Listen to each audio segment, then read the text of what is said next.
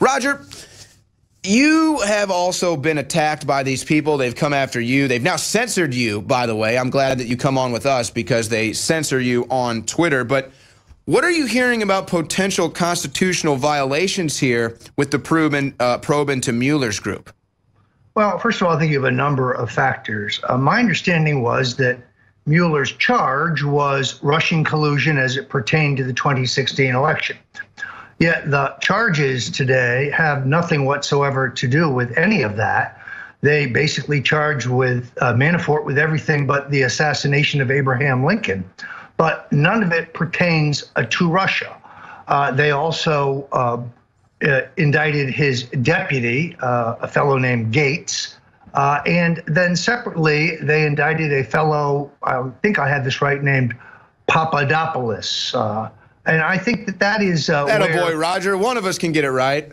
Yeah, in any event, that is, I think, the crux of a very weak case.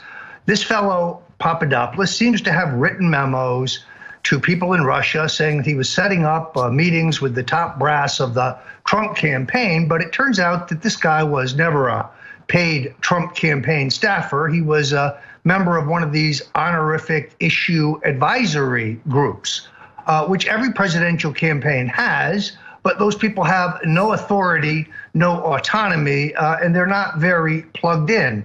He may have thought. And he wasn't getting paid either, correct? He was a volunteer, from my understanding. That's correct. He was a volunteer, much like Carter Page, I might add.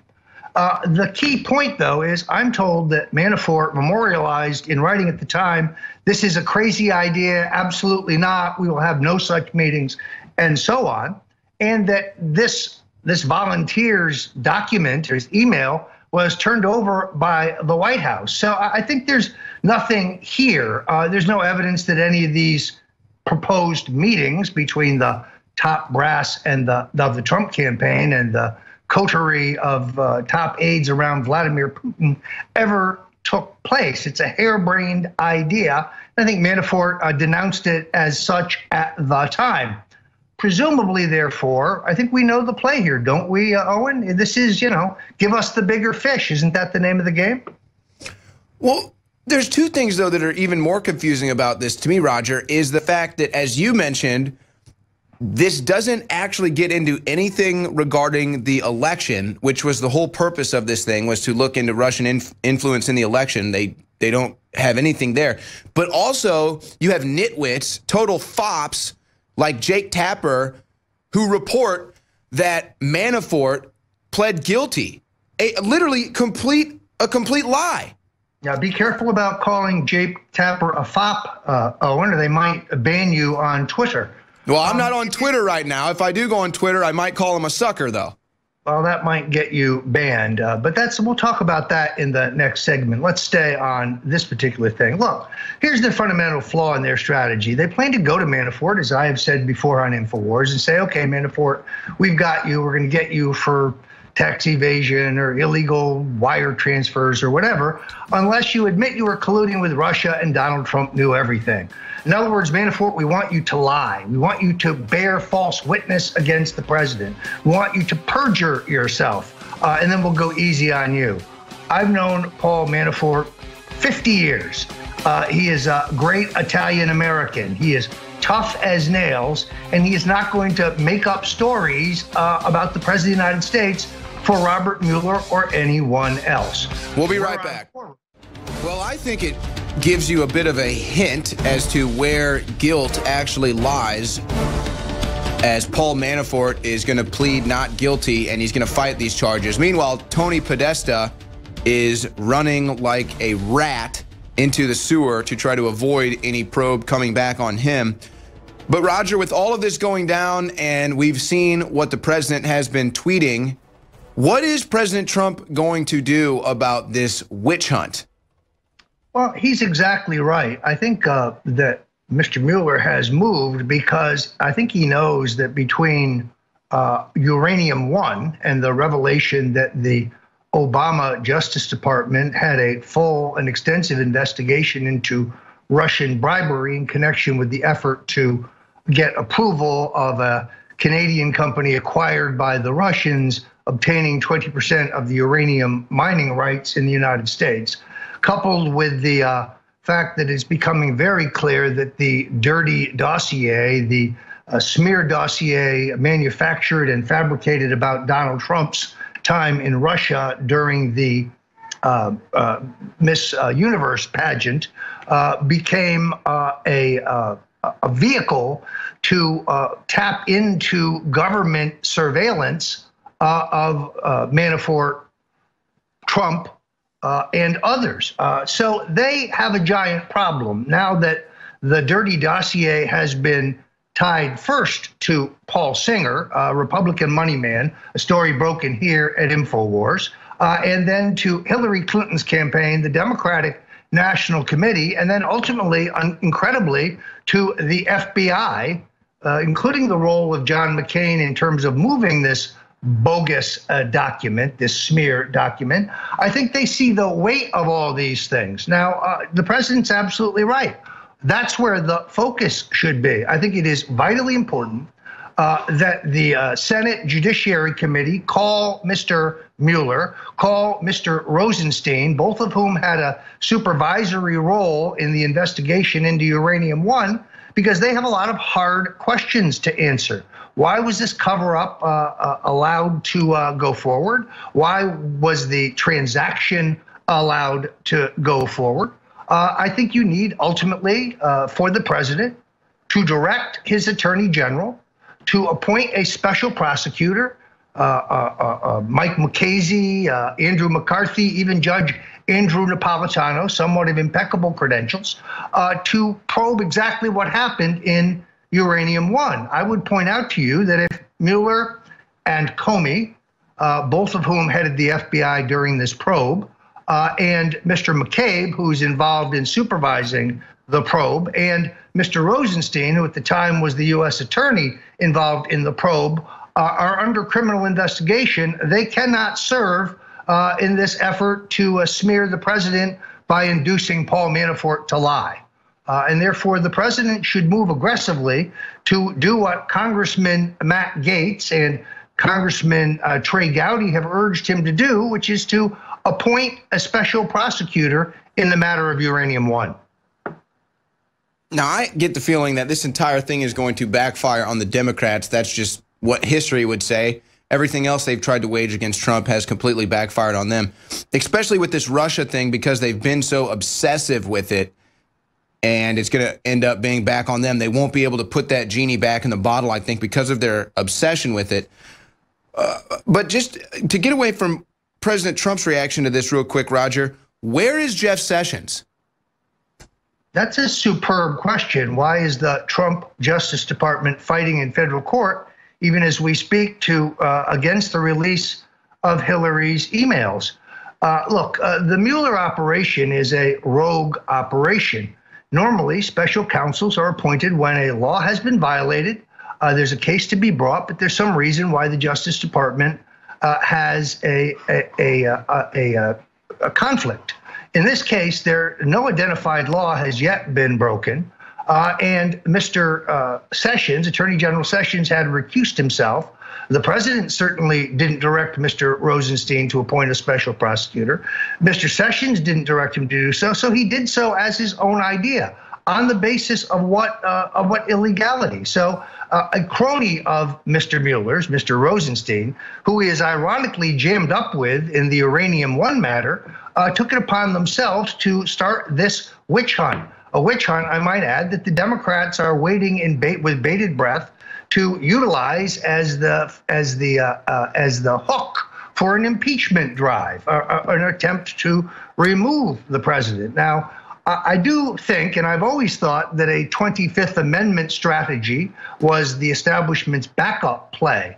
But first, we're going to try to run this play. Now, what we don't know is whether Mueller laid out these charges against Papadopoulos, whoever he is, because he needed to have something Russia-related in the news today, or whether that's the core of his case. If that's the core of his case, sounds to me like Paul Manafort has a pretty strong defense, at least on any of those charges. I don't think he approved any meetings with Russians. I don't think any such meetings took place. Well, I think it's very honorable and patriotic what Paul Manafort is basically going through right now, and he's not going to sell this country or President Trump out. But it kind of reminds me, Roger, of what happened to you just under a month ago, or I guess we're almost going to be a month ago now. Wow, time flies. Roger Stone's Russian. We're going to get that Roger Stone. And so then they have the hearing, you testify, and then it's crickets. Yeah, no, look, it's very clear that the goal was to get the following headline: Trump associate admits a conversation with Russian hacker. Well, first of all, I dispute vigorously that the entity known as Guccifer 2.0 is a Russian. And I also dispute now whether he hacked anything. I don't think the DNC was hacked. And then secondarily, after that smear, I had to go through the House Intelligence Committee Star Chamber proceeding, where I would have to admit, I think the Republicans were interested in getting to the bottom of the question of whether there was or was not collusion, coordination, or conspiring with any Republican entity, Russian entity, or the Russian state, or anyone fronting for the Russians. The Democrats seem to be on more of a fishing expedition, trying to find some hole in what you were telling them. But I reiterate now what I said then. Julian Assange is not a Russian asset. There is no proof to that. It's an allegation. He's a crusading journalist. Everything he's reported, as you know, Owen, has been correct and accurate. No one has questioned the veracity or the and real quick, I want to get to this before break, because we also learned from Julian Assange that the Democrats moved up the release of the Billy Bush tape in response to his release of the WikiLeaks. So that's another angle I think we're dealing with here, Roger, is that with all the other breaking news that's going against them, they have to try to reinsert the Russia into the main narrative. Yeah, no, you're absolutely right. Look, I was heartened yesterday when Julian Assange was among of those who objected to Twitter's ban on my very popular and pungent and somewhat controversial Twitter feed. Folks just don't know what they're going to be missing. I got to tell you, Roger, maybe we'll get into this on the other side, but when I saw those tweets, I was cheering. I was literally jumping up and down like, yes, yes, yes. But we like Don Lemon. He's a nice guy. Welcome back. I'm Roger Stone with my colleague Owen Schroyer here at the War Room. We're very proud of the fact that it was Infowars.com that broke a number of big stories this week. First of all, we told you in advance that President Trump was going to declassify the JFK documents. We reported on the intelligence agency's rearguard action to redact and hold back and hide most of that material. The president ultimately overruled them on that.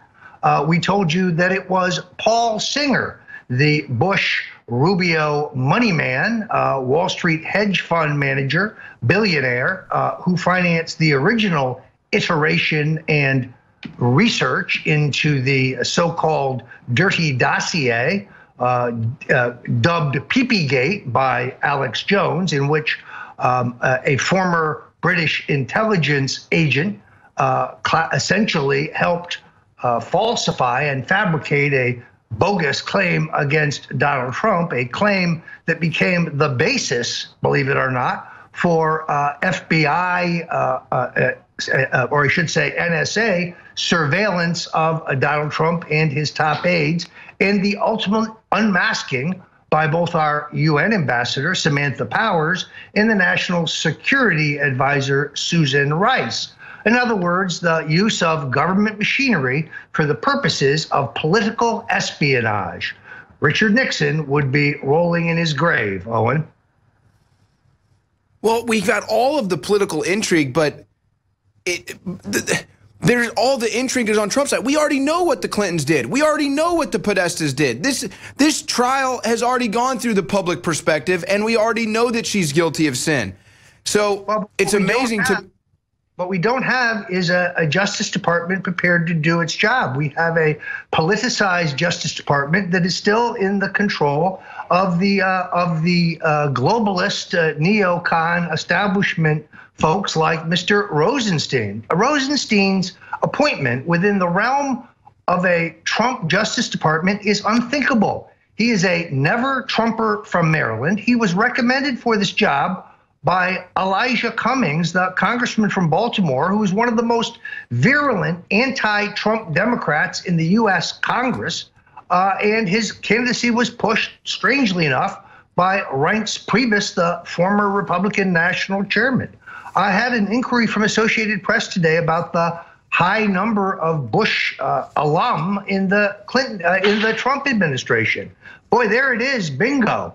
At the end of the day, the decision by the president, a good man with a good heart and a solid reform agenda and a great deal of courage, turns over his government to Reince Priebus and sadly to his son-in-law, Jared Kushner, and he gives them, they get an extraordinary number of Bush retreads. Trump ran as an anti-interventionist. The Trump people are globalists. This is, at the end of the day, if the president should fail, God forbid, it will be because he opened the door to these many Quislings. Roger, what do you make of the Democrats right now in a rearguard action of their own, trying to protect Mueller as a head of this investigation? Democrats, this is from the Washington Times, Democrats demanded Monday that Congress approve a bill preventing the special counsel from being fired after Robert Mueller unsealed charges against 3 former Trump campaign officials. To me, this is the Democrats basically saying, okay, for us, it's either Mueller or bust, because anyone else gets in there, they're actually going to have a real investigation. Well, the point, of course, is the president doesn't need to fire Mr. Mueller. He needs to demand the appointment of a special prosecutor who will open an investigation into Mueller's role in Uranium One. Under that circumstances, Mr. Mueller would have no choice but to step down. The president wouldn't have fired anybody.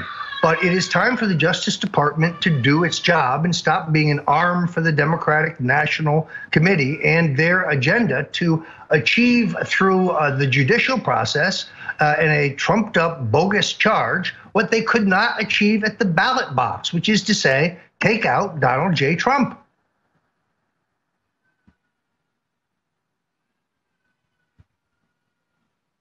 Oh, I'm sorry. So the other point here that I might as well dive into now is this insane idea that because of Mueller's leak to CNN that there were sealed indictments, which was meant to put further pressure on those accused, I assume, was this idea that I had a meltdown on Twitter. What got my attention was Don Lemon saying that the Clintons had been exonerated in Uranium One, that there are fact checks that show they had nothing whatsoever to do with it. This is imbecilic. It's just moronic. What planet does this guy live in? Now, yes, my Twitter feed is pungent and it's direct and it's to the point, but I'm being held to a different standard than, say, Keith Olbermann. Keith Olbermann drops the F-bomb on the president of the United States himself virtually every day.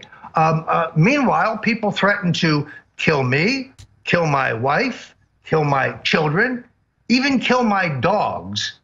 And Twitter doesn't do anything about that. Now, Twitter informed me that I was temporarily suspended for 3 hours. At that point, it was 3 hours and 22 minutes on Saturday morning. I waited. They never informed me as to what specific tweet violated their guidelines, and they never told me that I was permanently banned. They simply said I would be restored, my functions would be restored on Twitter in 3 hours and 22 minutes. And in the meantime, I could still see my old tweets and I could still see what others on my feed were tweeting. At the end of that time period, a box came up telling me that I was suspended and my 295,000 followers disappeared. I still have not been told by anyone at Twitter that I am permanently banned, although they have told a number of media outlets that that is the case. I'm sorry that I offended their snowflake ears, but I have seen far, far worse on Twitter by our critics. And therefore, I think this is part and parcel of the effort by the tech left and the folks at Twitter to clean out or I should say silence conservative voices. We saw it in the case of Milo. We've seen it in other cases. Fortunately, the folks at Stone Cold Truth cover my exploits. I don't control the feed, but they cover my exploits. You can also go to Stoneflick, which is the feed for the official feed for Get Me Roger Stone. I don't control that feed either, but they do cover what I'm thinking, saying, writing, and doing. And of course, you can always go to the InfoWars Twitter feed, where a large number of the pieces we do here, all of the best investigative journalism that we produce from the War Room, can be seen right there. So if you are having if you're jonesing for Roger Stone Twitter snark, you can find it if you look for it. Well, Roger, I got to tell you, I reviewed those tweets. There was nothing in those tweets that was inaccurate. So, you know, I'm just... I take the same view. But again, I think I'm being held to an extraordinary standard. And fine, if they wanted to suspend me for 3 hours and 20 minutes, I would have accepted their suspension. To tell you the truth, I'd even take offending tweets down now that they have been posted. No one tweet is actually that important. But now they leave me no choice but to explore the possibility of legal action, which I prefer not to do. But if they are going to be, if they're going to be political handmaidens for the Democratic Party, if they're going to censor conservatives when they don't censor liberals under their guidelines, then they're really kind of leaving me no choice. How dare you offend Don Lemon, the Lemonhead from CNN? I mean, unbelievable, Roger. Infowars.com. Tomorrow's news today. Infowars.com. Next week's news today. Infowars.com. Next month's news today. Infowars.com. Next year's news today. And yes, Infowars.com. Next decade's news today. Now, why do I bring us into that segment like that? Because you're seeing it now. Tony Podesta stepping down from lobbying giant amid Mueller probe. Roger, we talked about the Podestas being wrapped up in Russia weeks ago, months ago. I mean, honestly, you've been talking about this forever. There's Tony Podesta right there. He's got a good taste in art, though, right? His weird art is normal. But no, Roger, you said when this whole Russia thing started coming down, you said, wait a second, if we're going to go down this barrel, don't worry, the Podestas are going to be at the end of it. Well, look, the Podesta's extensive business dealings in Russia, the bank deal, the uranium deal, the Gazprom deal, was all revealed in the Panama Papers as early as January 2016.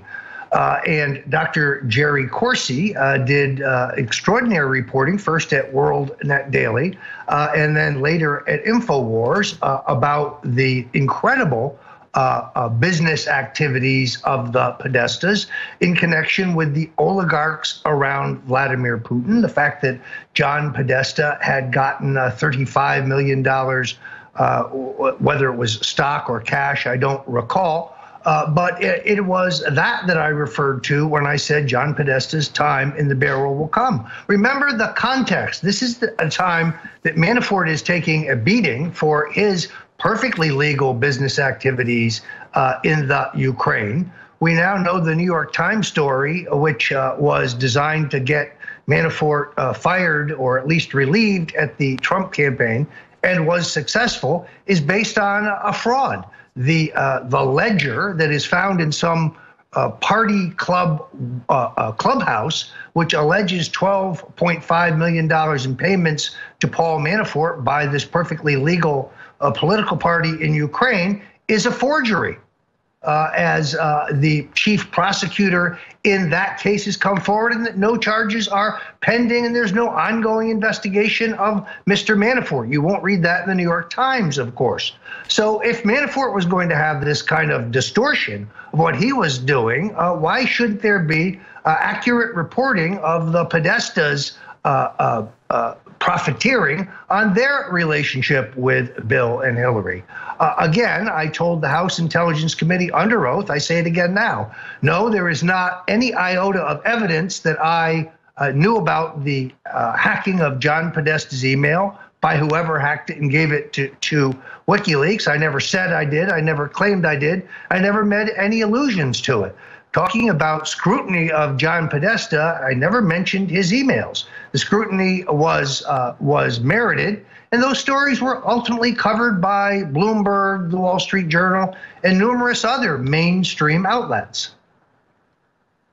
One of the charges that they are levying against Manafort is omission of financial data when it was supposed to be provided.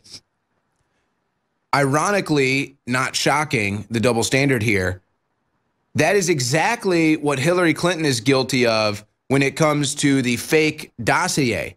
Hillary Clinton funded, the Clinton campaign funded that dossier, the research, and for it to be released, did not file with the FEC for that funding. Of course, today they're all saying, you know, we have no idea who funded it, how it got funded. Well, we have no idea, but that was illegal. So the same thing that they're coming down on Manafort for, they're guilty of themselves again.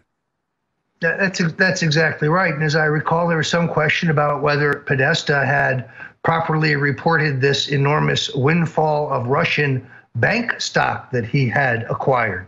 Same issue. From the beginning, and this is a trend that Alex Jones noticed first, everything that they accuse us of it turns out to be something that they themselves are doing. It's projection. It is a constant effort to divert attention from their own misdeeds by falsely accusing us of doing what they have done. They were the ones spying on American citizens illegally, conducting political espionage that would make Richard Nixon turn in his grave. Peanuts compared to what allegedly happened at Watergate. They are the ones who were using the US government apparatus to conduct political spying. They were the ones financing this smear document against our president, and then using it as an excuse to get the government involved in the spying I just discussed. So it is the Clintons who are lining their pockets through the oligarchs with close relationships with Vladimir Putin. Virtually everything they accuse the president of is what they themselves have done. Roger, it's my opinion that the reason we're seeing such a backlash from the deep state, from the establishment, specifically, though, looking at what had been at the top of the Democrat Party with Hillary Clinton and the Podestas, I think that what we're dealing with here are probably some of the biggest criminals in the world. And I'm talking about the Podestas and Hillary Clinton.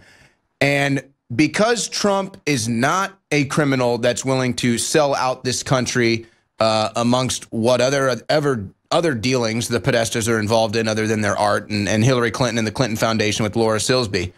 But I think that what we're seeing here, Roger, is that these are literally the sickest, most corrupt, evil people that have been walking Earth for the longest time. And because Trump is not one of them, they are literally freaking out. They don't know what to do. They're literally scared for their lives, because if justice ever befalls them, it will be swift and it will not be pleasant. Owen, I could not agree more. In my recent experience on Twitter, where they seek to censor me, drives me once more to say, we need folks to go to the Infowars.com store. We are fighting this tech left censorship every single day. We don't have billionaire benefactors standing in the wings about to write us checks so that we can spread the good word of freedom and the message of anti-globalism. We can only depend on the average info warrior to give us your support. Now, Alex Jones has posted some of the biggest discounts I have ever seen at the store. And I know from experience in my many trips to Austin, there are no products available at the Infowars.com store that aren't rigorously tested and deemed to be the very best of their type. Whether you're talking about the supplements or other or natural products, this is the best of the best. And these prices are extraordinary. 50% off of Anthroplex, 50% off of my personal favorite, Brain Force, which I find gives you extraordinary mental clarity and energy. The Survival Shield X, Bio True Selenium, Super Male Vitality at 30% off. I should say Bio True Selenium at 40% off. These prices will not last for long. I can see this stuff is flying off the shelves. I have gotten on the wait list myself sometimes when they run out of some of my favorite products because I failed to order when I saw the deep discounts just because I was so busy. I recommend the auto ship function because if you're busy, it not only locks in the sale price, but you can be guaranteed that there's an uninterrupted supply of your favorite supplements. So folks, do yourself a favor. It is, as Alex Jones would say, a 360-degree double win. You win, we win. The fight for freedom wins. Owen, why don't you close us out here? Well, Roger, I just got one more thing for you. Don't step away too quick. What are the odds? And I remember, again, InfoWars, tomorrow's news today, next year's news today. I remember, I can't remember if you were saying this too, but I remember Alex Jones was saying this, Paul Joseph Watson was saying this, now PJ Media reports it. Was the Trump camp's meeting with Russian lawyer all a Clinton setup? Roger, final comment here. We got a minute left. What are the odds that the meeting with Veselnitskaya, who was also then found on the Hill right behind people in the literally in government, U.S. government, but it's apparently bad for Don Jr. to be meeting with her. What are the odds that that entire meeting was a setup? It sure smells that way to me. There's one simple question, Owen. How did a woman with no visa get into the country? Why did the FBI allow her into the country? Yes, it smells like a setup, and I don't think Don Jr. did anything wrong. The meeting was innocuous, meaningless. Nothing whatsoever of any meaning was discussed. But in a presidential campaign, if someone you know, in this case the British publicist, says that this woman is real and she may have evidence of malfeasance by your opponent, you'd be derelict not to meet with her. Nothing illegal or improper about it. That's right. It's commonplace. And now the connection has been made between Veselnitskaya and Fusion GPS. Oh, how convenient is that? Roger Stone breaking it all down as usual. Thanks, Roger. We'll speak with you tomorrow.